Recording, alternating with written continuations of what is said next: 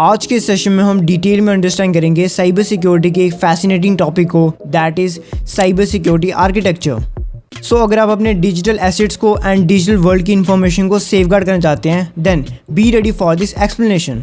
Firstly we need to understand what exactly is cyber security architecture.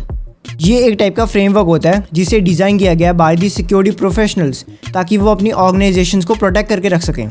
And जो organisations के IT infrastructures होते हैं उनकी प्रोटेक्शन के लिए भी इस स्ट्रैटेजी एंड फ्रेमवर्क को बनाया जाता है। बेसिकली इस फ्रेमवर्क में एक स्ट्रैटेजी होती है about hardware, software, policies and procedures जो कि ऑर्गेनाइजेशंस को फॉलो करनी पड़ती है ताकि वो अपने आप को प्रोटेक्ट कर सकें from cyber attacks. You can imagine by that ये एक टाइप का ब्लूप्रिंट होता है for building a secure digital environment. So now we will understand the key components of cyber security architecture. So the first key component is network security, that is very important for an organization. Network security cyber security architecture का एक ऐसा component होता है जो कि focus करता है on protecting the integrity and availability of data.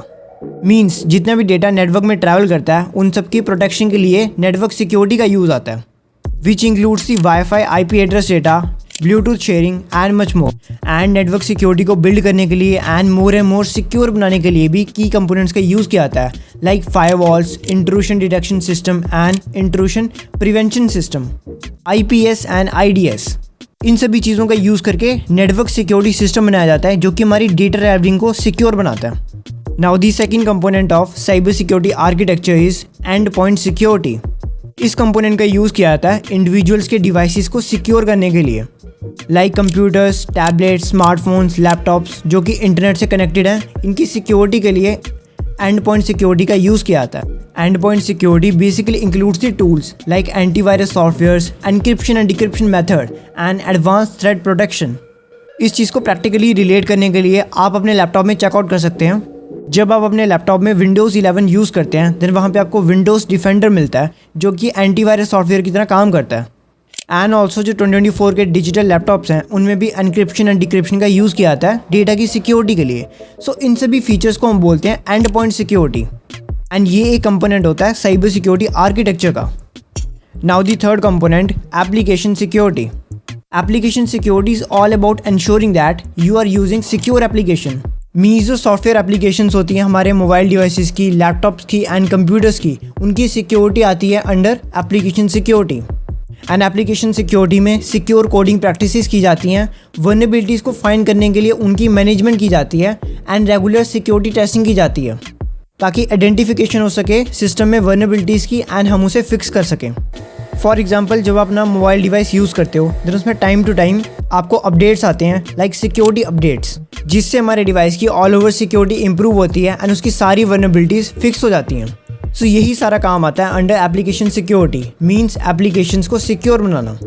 And ये सारा प्रोसेस करते हैं डेवलपर्स सिक्योर कोड्स को लिख के ताकि एक सिक्योरिटी सिस्टम बन सके। एंड ऑल्सो सिक्योरिटी टेस्टिंग के लिए भी सिक्योर कोड्स को एनालाइज किया जाता है, मींस उन्हें चेकअप किया जाता है उनका।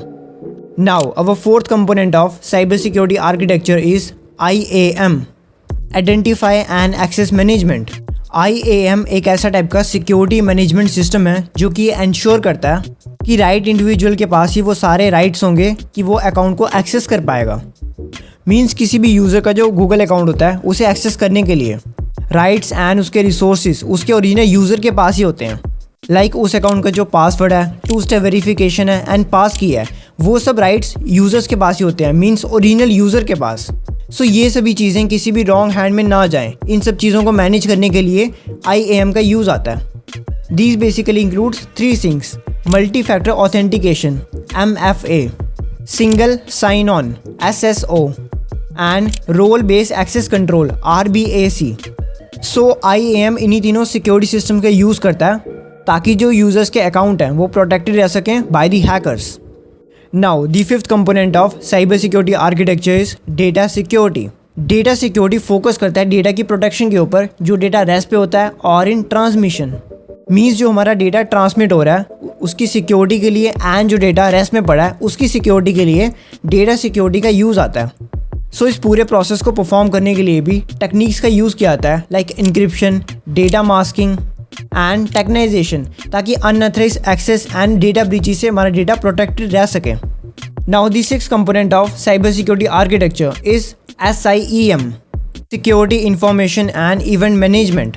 SIEM एक टाइप का सिक्योरिटी सिस्टम होता है जो कि कलेक्ट करता है एंड एनालाइज करता है सिक्योरिटी डेटा को, जो भी हम इंटरनेट पे और अपने नेटवर्क पे एक्टिविटीज़ को परफॉर्म करते हैं उन सब के डेटा को SIEM कलेक्ट करता है एंड उसे एनालाइज करता है एंड हमको रियल वर्ल्ड थ्रेट से बचाता है। मीन्स ये सिस्टम हमारे डेटा एंड इंटरनेट एक्टिविटी को एनालाइज करके हमें प्रोटेक्शन देता है from real world threats, means cyber threats. Now the seventh one, government risk and compliance, GRC। GRC एक ऐसा कंपोनेंट होता है साइबर सिक्योरिटी आर्किटेक्चर का जो कि एंश्योर करता है जो कि हमारा सिक्योरिटी आर्किटेक्चर है वो अलाइन कर रहा है with the industrial trends and regulations. Means ये ऐसा सिक्योरिटी सिस्टम है जो कि हमारे पर्सनल सिक्योरिटी आर्किटेक्चर को ठीक करता है। Like industrial trends and regulations के अकॉर्डिंग फ़ोन डिवाइसेस में अभी इस डेट में Android 14 का सभी यूज़ करते हैं एंड वही चल रहा है।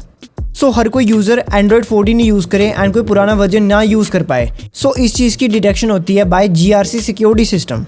एंड इन सिक्योरिटी सिस्टम में risk assessment and policy management का यूज़ किया जाता है इस सभी प्रोसेस को काम डाउन करने के लिए। नाउ साइबर सिक्योरिटी आर्किटेक्चर के की कंपोनेंट्स के बारे में हमने डिटेल में डिस्कस कर लिया है। अब हम इसमें बात करेंगे इफेक्टिव साइबर सिक्योरिटी आर्किटेक्चर को आप कैसे बिल्ड कर सकते हो उसके बारे में। Step first, access your current security posture. आपका जो एग्जिस्टिंग डिजिटल इंफ्रास्ट्रक्चर है उसकी आपको रिव्यू करनी पड़ेगी, मीन्स उसको चेकअप करना पड़ेगा, आइडेंटिफाई करनी पड़ेगी उसकी वल्नरेबिलिटीज़ एंड गैप्स को, एंड तभी आप उसके करंट सिक्योरिटी पोस्चर को जान पाएंगे। Now the step second, define security requirements. इस स्टेप में आपको अपनी सिक्योरिटी रिक्वायरमेंट्स को डिफाइन करना पड़ेगा कि आपको ऐसे कौन से स्टेप्स एंड प्रोटेक्शन लेनी पड़ेगी जो कि नेसेसरी है for your digital security system, ताकि उसमें रिस्क आइडेंटिफिकेशन मिटिगेट हो सके। Now the step third, design the architecture. आपको इसमें एक डिटेल प्लान को क्रिएट करना पड़ेगा जिसमें सभी कंपोनेंट्स इंक्लूडेड होंगे। मीन्स सारे सिक्योरिटी कंपोनेंट्स को आपको प्लान करके डिटेल में एकदम क्रिएट करना पड़ेगा जो कि एक साथ एक दूसरे से अलाइन होकर वर्क करेंगे एंड आपको कॉम्प्रिहेंसिव प्रोटेक्शन देंगे। Now the step fourth, implement security controls.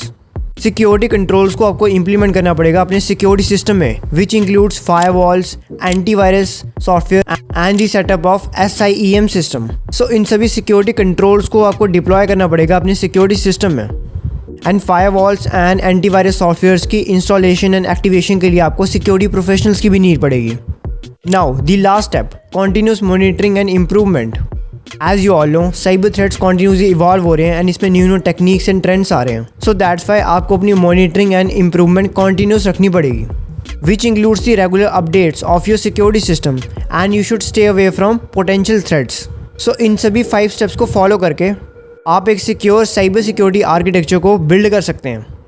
And there we have it. I hope you found this video really informative for you. And for more cybersecurity content, you may check out CWE. Thank you.